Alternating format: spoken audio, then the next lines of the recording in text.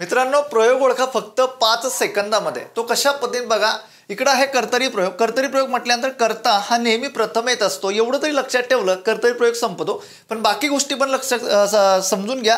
कर्म म्हटल्यानंतर द्वितीय विभक्ती किंवा ते अप्रत्यय द्वितीय अशा पद्धतीने त्याला म्हटलं जातं. ओके, अप्रत्यय द्वितीय म्हणजे त्याला कोणत्याही प्रकारचं प्रत्यय नसतं, ते प्रथमेत असतं.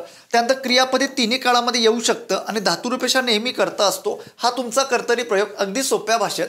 त्यानंतर कर्मणी प्रयोग. कर्मणी प्रयोगामध्ये कर्त्याला नेहमी प्रत्यय असतं. हे अत्यंत महत्त्वाचं वैशिष्ट्य. कर्म नेहमी त्या ठिकाणी ते अप्रत्यय द्वितीयत असते किंवा ते नेहमी प्रथमेत असते.